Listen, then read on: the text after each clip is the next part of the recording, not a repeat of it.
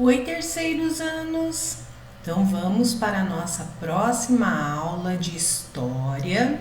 Então, todos abrindo a apostila na página 129. Hoje nós vamos estudar o espaço urbano. Neste módulo, você vai estudar o espaço urbano, ou seja, a cidade e suas paisagens formadas por ruas, quarteirões e diferentes tipos de bairro. Então, vocês podem grifar que o espaço urbano é a cidade e suas paisagens formadas por ruas, quarteirões e diferentes tipos de bairro. Vamos analisar a imagem 1, a cidade de Cláudio Tosi, 1984, tá? Então, é uma obra de Cláudio Tosi. Então, o que vocês veem aí nesse quadro? Esse quadro retrata a intensidade e a proximidade da vida urbana com seus altos edifícios, praticamente colados uns aos outros. E onde que estão as ruas? Cadê as ruas aí? E os quarteirões? Será que haveria pessoas aí nesse lugar? Onde que elas estariam? Tá? Nós conseguimos imaginar que em meio a esse monte de edifícios colados, aí praticamente colados uns aos outros, tem as ruas, tem as pessoas, as calçadas, os quarteirões, não é mesmo? Mas a imagem, nós vemos aí muitos prédios, não é? Esses outros elementos nós conseguimos somente imaginar, tá? A imagem 2 já é a brincadeira de roda de Araci, 2012. E aí ela já está diferente. Por quê? Porque ela tem aqui uma sucessão de planos, vamos dizer assim, uma sequência, não é? A primeira imagem era só edifícios, só prédios. A segunda não. A segunda, aqui ó, na primeira sequência, o que nós vemos? Um espaço aberto, ocupado pelas crianças, não é mesmo? As crianças estão brincando, ó, nessa primeira sequência. Atrás, aqui ó, o que nós vemos? Parece uma cortina. De quê? De edifícios também. E eles estão bem juntinhos também, ó, bem coladinhos uns aos outros, como na imagem 1. A próxima sequência traz aqui, ó, dos edifícios. O que nós vemos? O que nós vemos aqui? Umas cercas com plantações. Então, aqui atrás nós vemos cercas com plantações. E no fundo da imagem, na última sequência aqui, nós vemos o que? Montanhas e o sol, tá? Esse espaço aqui é a característica do espaço urbano moderno, não é? Com esses edifícios, então é a característica do espaço urbano moderno. Então, vamos continuar a nossa aula. Trocar ideias. Estas imagens mostram paisagens de cidades. Que diferenças você percebe ao observá-las? Então, a tia Suzy já foi falando várias coisas para vocês, não é mesmo? Nós já fomos aí observando algumas diferenças entre as duas imagens, as duas paisagens, tá? Mas a imagem 1, vamos voltar lá. Na imagem 1, o espaço está inteiramente tomado pelas construções. Na imagem 2, tem vários usos do espaço aqui, não é? Pelos seus habitantes, incluindo a vida social aqui, ó, representada pelas brincadeiras das crianças, tá? Então, os quadros, tanto o quadro de cima como o de baixo, eles revelam dois modos de ver e de sentir, de retratar o que? A paisagem urbana, tá? Então, vamos continuar. Página 130 agora. As cidades brasileiras. O conjunto de bairros de uma cidade forma a zona urbana, com sua paisagem cheia de casas, prédios, ruas iluminadas, circulação de pessoas, veículos, lojas, praças, hospitais e escolas. Então, olha aqui uma imagem de uma cidade atual, moderna, né? Então, aqui nós temos o centro da cidade de Porto Alegre, no Rio Grande do Sul. E essa foto é de 2011, tá? Então, olha aqui, cheia de prédios, ruas iluminadas, circulação de pessoas, veículos, tá? Então, tá aqui. Na zona urbana, as pessoas trabalham, por exemplo, nas fábricas, no comércio, nos escritórios, nas escolas e nos hospitais e compram o que necessitam em lojas. Então, isso é típico da zona urbana, não é? Da cidade. Então, é a nossa realidade hoje em dia, que a maioria mora nas cidades, tá? Você já pensou em como são as cidades brasileiras? Embora muitas tenham características semelhantes, como ruas, praças, lojas, residências, elas não são iguais. Cada uma tem a própria paisagem. Então, tudo aquilo que vemos quando olhamos para um lugar compõe sua paisagem. As ruas, as pessoas, as casas, a vegetação, os rios, as serras, também os cheiros, os sons e o movimento fazem parte dela. Então, a paisagem de cada cidade e suas características depende do lugar onde ela surgiu, chamado de sítio urbano, tá? E a história do seu desenvolvimento, tá?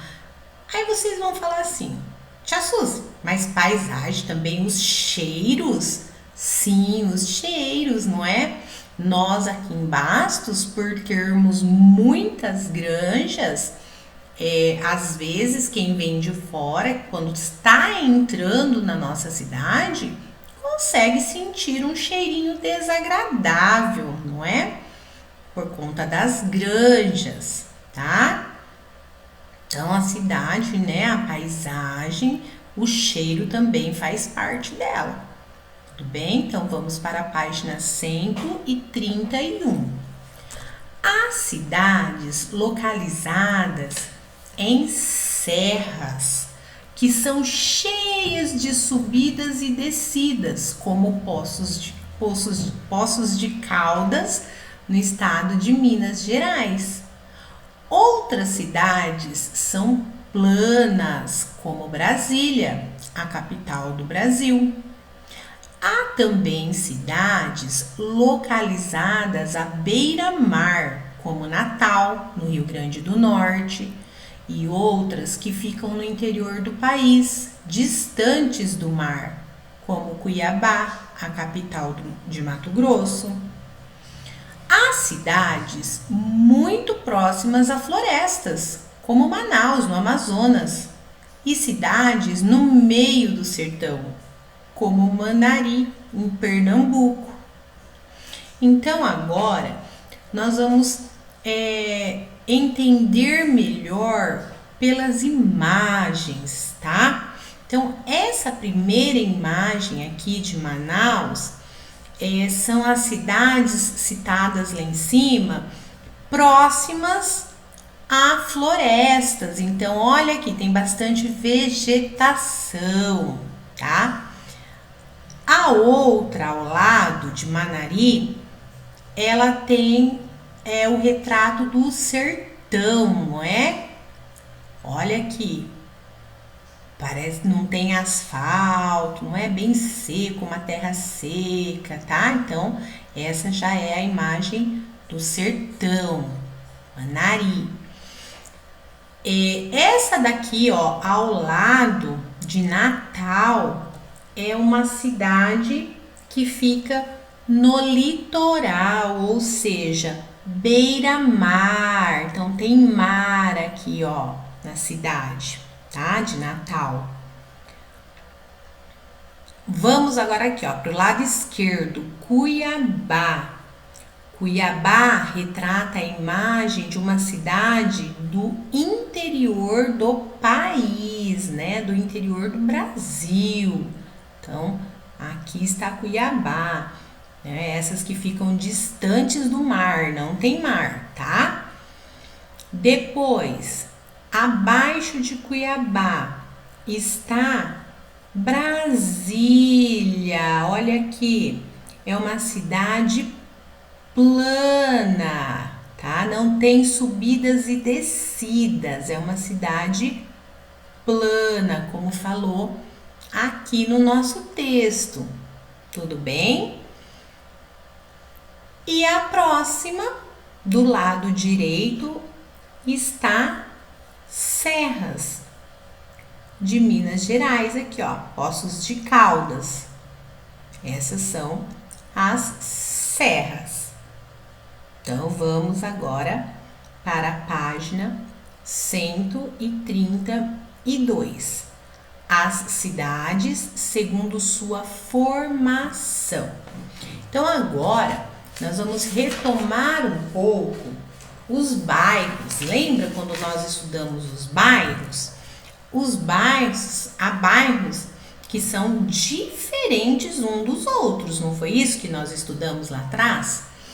E o conjunto desses bairros que forma uma cidade, tá? Então, é isso que nós vamos estudar agora. Assim como os bairros, as cidades também podem se formar espontaneamente, quando algumas pessoas decidem morar em determinado lugar e lá constroem suas casas, tá? Então, ninguém planeja nada, é espontâneo, as pessoas decidem morar nesse lugar. Com o tempo, a população e o número de casas aumentam, formando quarteirões, bairros e, por fim, a cidade. Foi dessa maneira que se formou grande parte das cidades do Brasil. No entanto, algumas surgiram de forma diferente. Tiveram sua origem em projetos de construção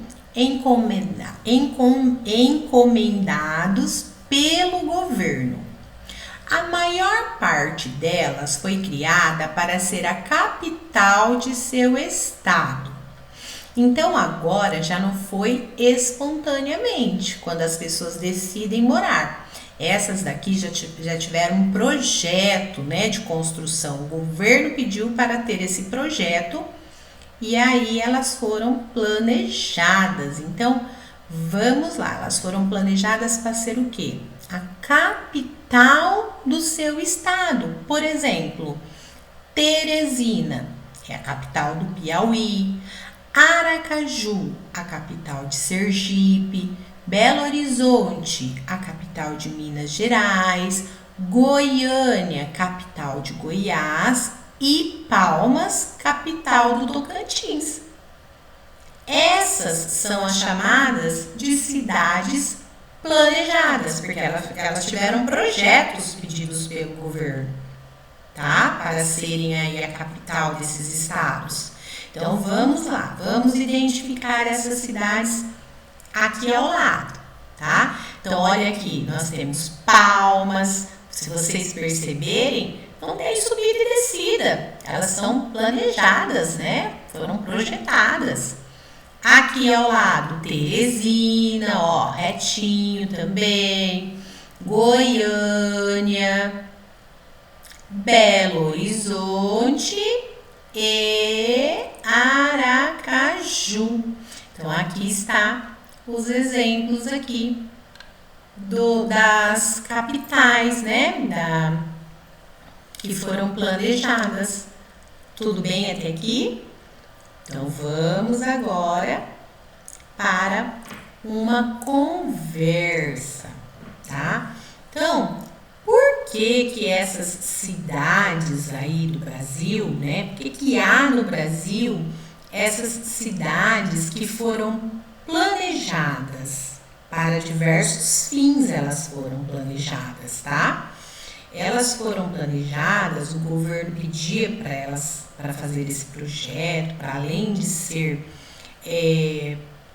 o estado, né, a capital do estado, elas abrigavam funcionários de hidrelétricas, como Ilha Solteira e Furnas, servia de moradias a trabalhadores de determinado projeto econômico, como lá na Serra dos Carajás, no Pará, ou de uma indústria, como a cidade de Alumínio, próxima a Sorocaba, no estado de São Paulo. E também, como nós acabamos de ver, exercer a função de capital do estado ou país, como essas aqui que foram citadas no nosso caderno. Então, fora essas citadas no nosso caderno, nós temos algumas outras mais que eu acabei de falar. Tudo bem? Então, vamos continuar agora na página 133. Você sabia que uma das cidades planejadas mais conhecidas do mundo está em nosso país? É Brasília, a capital federal do Brasil. A construção de Brasília. Muito antes de se iniciar a construção de Brasília, em 1956, já se pensava em fundar uma cidade no centro do Brasil para ser a capital do país. Quando Juscelino Kubitschek tornou-se presidente, encomendou o projeto da futura capital. Assim surgiu Brasília, uma cidade diferente, de arquitetura incomum, cujo desenho tem o formato de um avião. Pessoas de todo o país, especialmente do Nordeste, trabalharam duro na construção. E no dia 21 de abril de 1960, Brasília foi inaugurada. Então, se vocês prestarem atenção aqui no projeto de Brasília, Olha aqui, parece um avião. Aqui, as asas aqui, tá vendo? Esse projeto inicial da cidade de Brasília, ele foi feito pelo urbanista Lúcio Costa. E esse projeto foi denominado Plano Piloto, tá?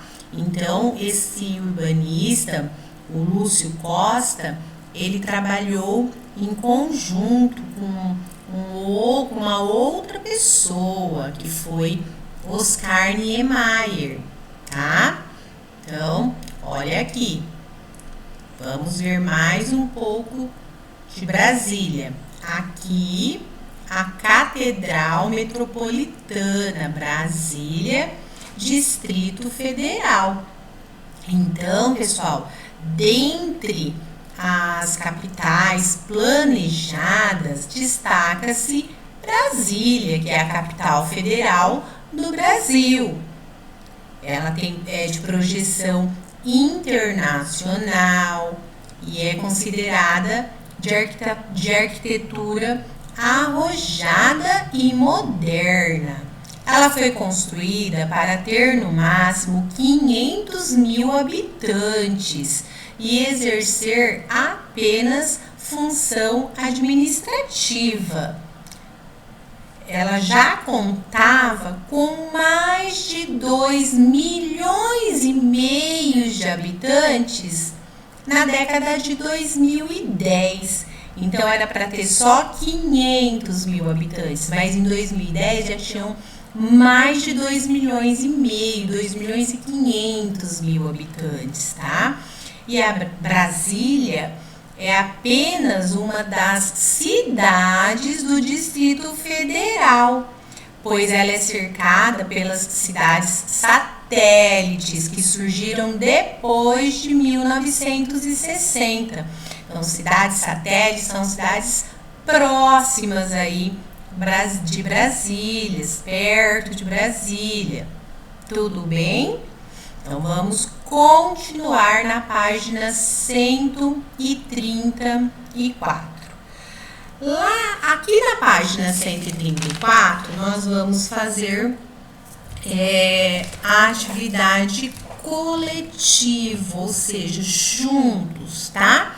Então, peguem aí o lápis de vocês, a borrachinha, para vocês irem registrando.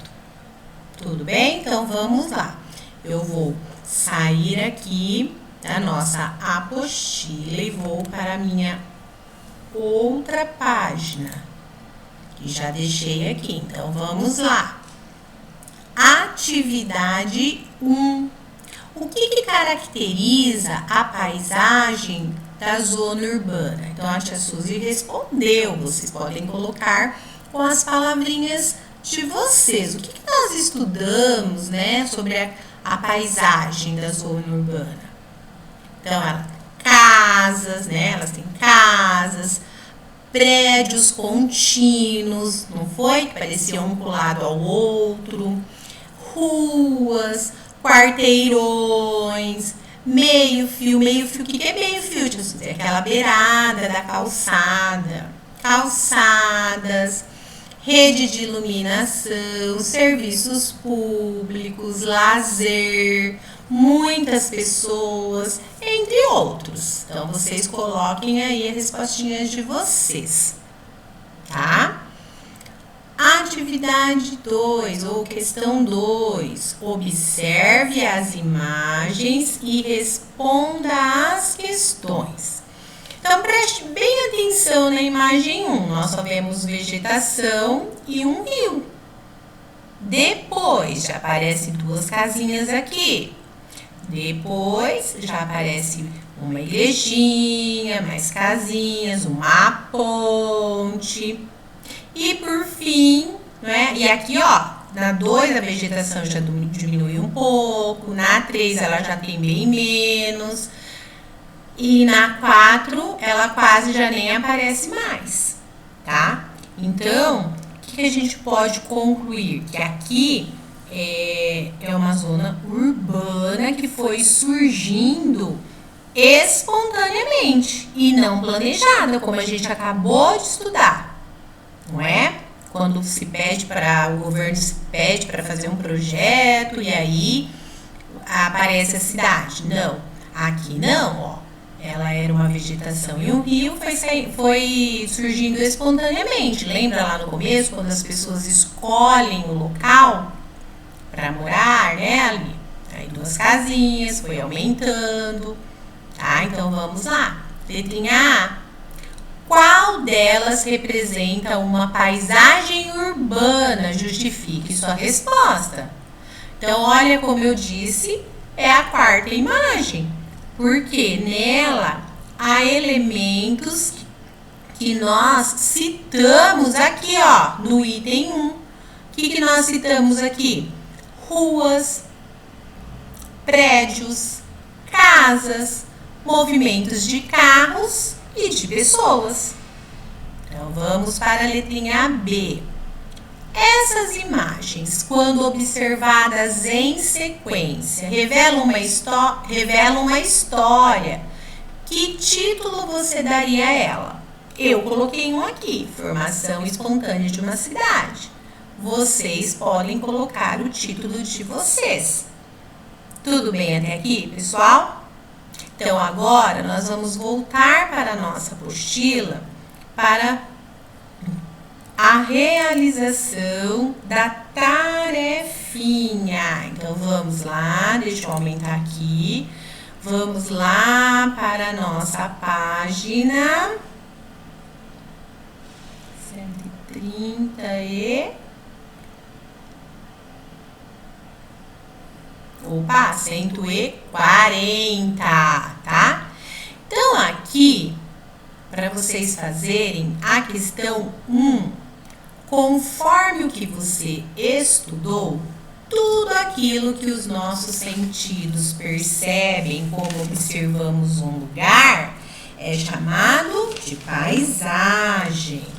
Então, muitos artistas representam as paisagens por meio de quadros ou fotografias que nós vimos lá no comecinho do nosso módulo. Veja como Francisco Rebolo, um pintor brasileiro, representou a paisagem da cidade de Olinda em 1974. Então, olha aqui, Olinda, de Francisco Rebolo. Então, vocês vão agora anotar os principais elementos da paisagem retratada nesse quadro. Para isso, leve em consideração o lugar onde se situa a cidade. Então, vamos junto, vocês já prestem atenção e depois registrem aí no caderninho de tarefa, tá? Então, vamos lá. O lugar onde se situa a cidade. Que lugar é esse, pessoal? Lá no começo nós estudamos que tem serras, que mais? Litoral, que mais que nós estudamos lá no começo? Vegetação, que mais? Vocês lembram o que nós estudamos lá? Floresta, próximos a florestas, sertão. Então, vamos olhar agora para essa imagem. O que a gente pode colocar? Vocês estão vendo aqui ao fundo? O que é isso aqui ao fundo? É o mar. Então, levando em consideração os elementos, né? O lugar onde ela se situa, à beira-mar. Então, Olinda é uma cidade que se situa à beira-mar, né? É uma cidade litorânea, como a gente chama. Tá? Então, vocês podem registrar aí. Depois, as cores que predominam na paisagem. Quais são, pessoal? Quais são as cores que predominam na paisagem? Vamos lá. Aqui, o mar, qual é a cor que predomina? O azul do mar. E também não é só do mar, olha aqui em cima, o azul do céu. Então, as cores que predominam são o azul do mar e do céu. Que mais? fora o azul, qual é a outra cor predominante? O verde. O verde da vegetação. Tudo bem? Então, não precisamos nem fazer correção, porque a tia Suzy já foi falando, tá? Então, o azul do mar e do céu e o verde da vegetação. Página 140, vocês vão fazer também a questão 2. Observe a paisagem vista de alguma janela de sua casa.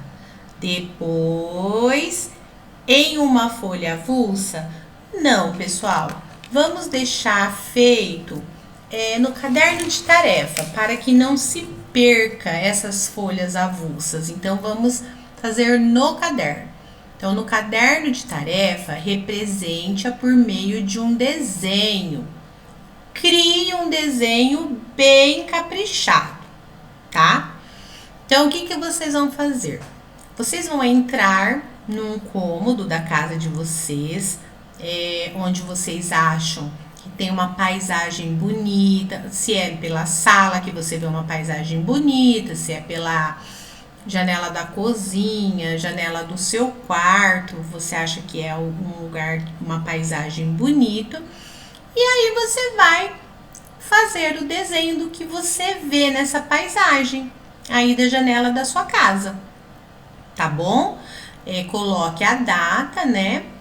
E a página da tarefinha 140, tarefinha 2, e pode fazer no caderno de tarefa.